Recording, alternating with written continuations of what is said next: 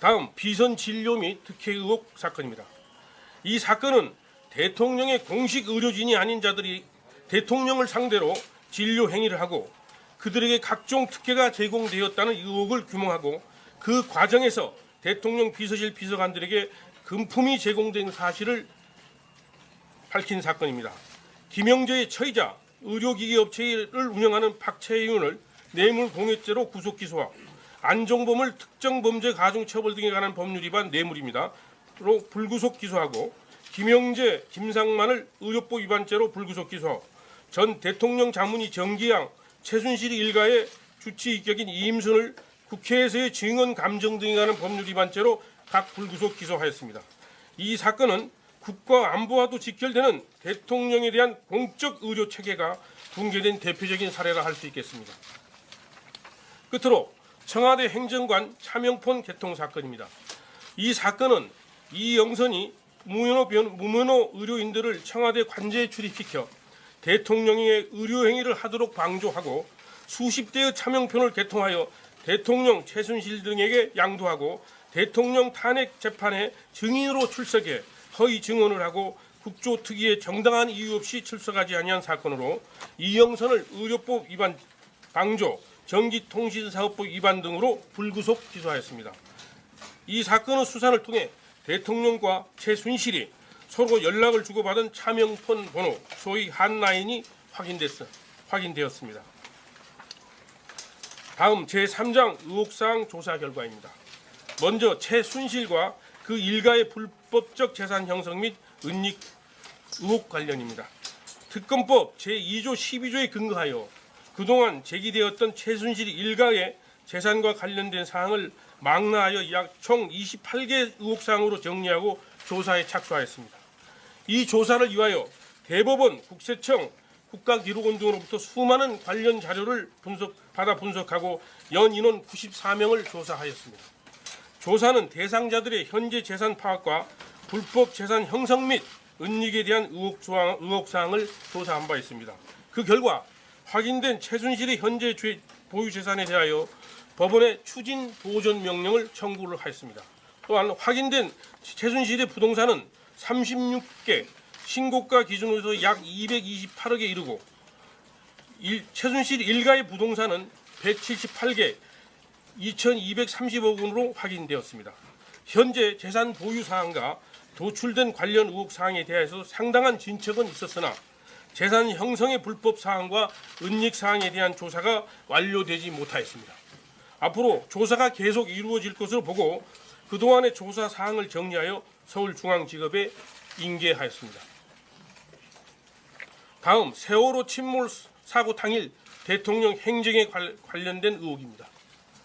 이 사건은 세월호 침몰 당일에 대통령의 행정에 관하여 국민적 의혹이 대두되고 있어 비리 및 특혜 의혹 특검법 2조 제14호입니다.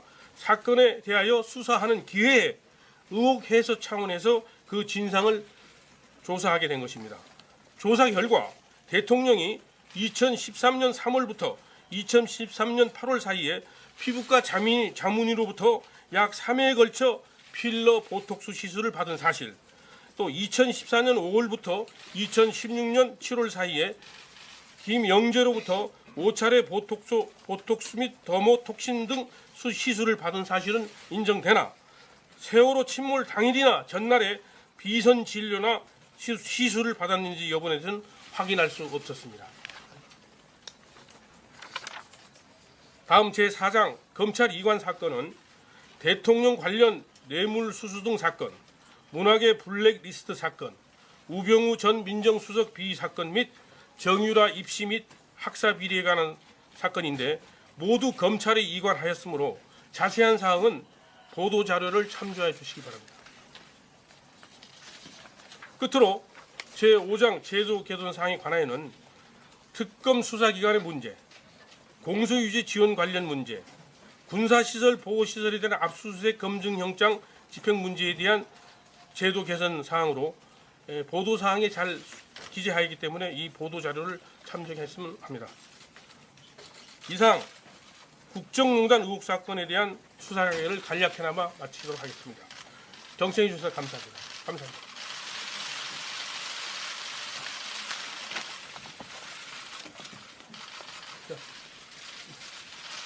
자, 고생들 여러분들 많이 하셨습니다. 정말 그동안 도와주셔서 감사하고 저희들이 미력한 저희들에게 많은 힘이 됐습니다. 감사합니다.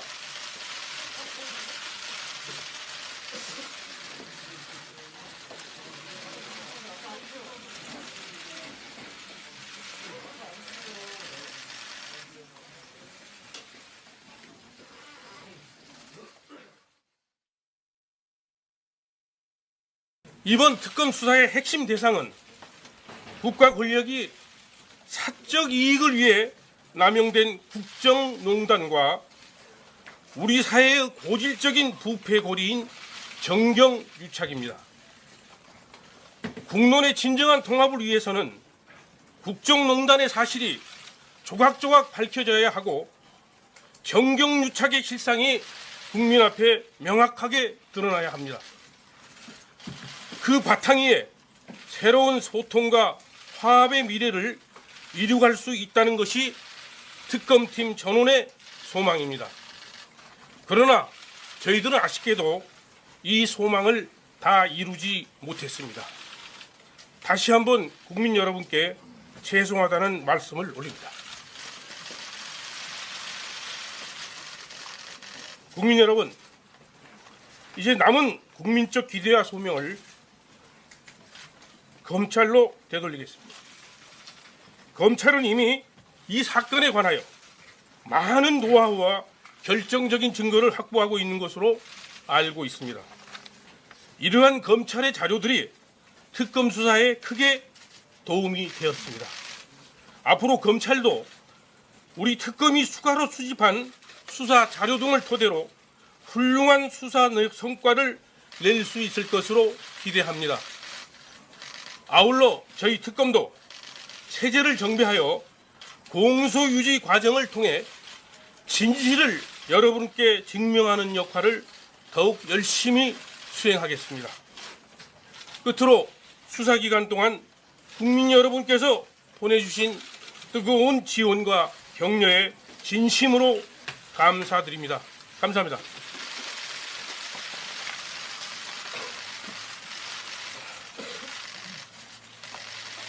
지금부터 수사 결과를 말씀드리겠습니다.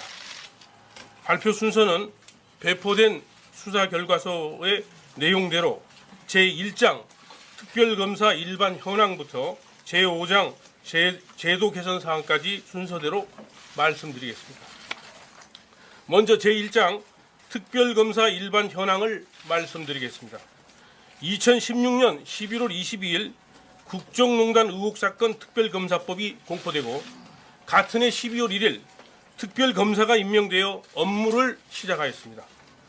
특검 구성원들은 특별검사보 4명과 파견검사 20명 등 총 120여 명으로 조직은 크게 4개 수사팀과 대변인 수사지원단으로 구성하였고 특별검사보 3명과 수석 파견검사를 각 수사팀장에 1명의 특검보를 대변인에 각 배치하였습니다.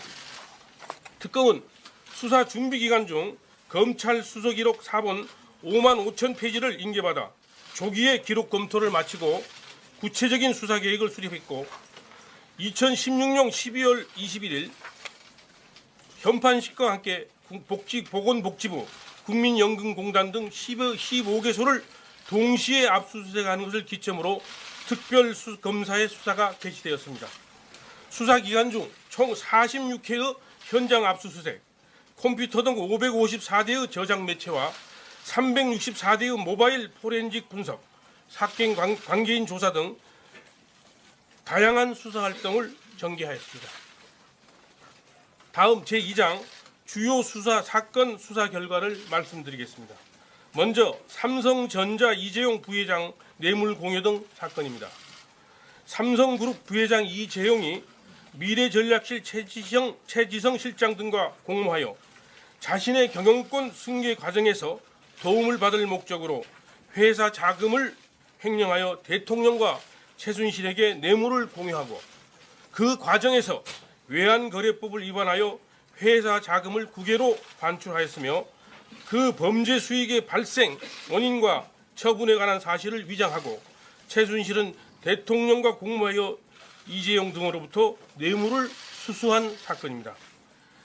이재용 및 삼성 임원 3명을 뇌물공여죄 등 관련 법규로 위반으로 기소하였고, 최순실을 특정범죄 가중처벌 등에 관한 법률, 뇌물 등의 혐의로 불구속 기소하였습니다. 다음 국민연금공단의 삼성물산 합병 관련 직권남용 및 배임 사건입니다.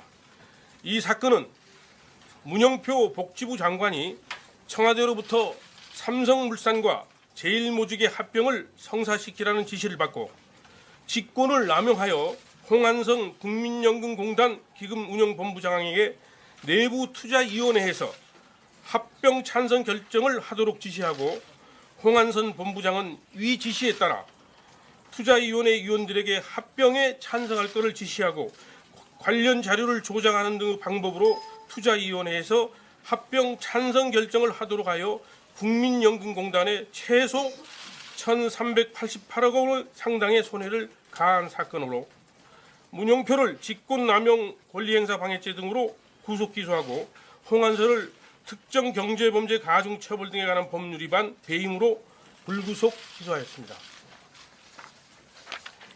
다음 문화계 블랙리스트 사건입니다.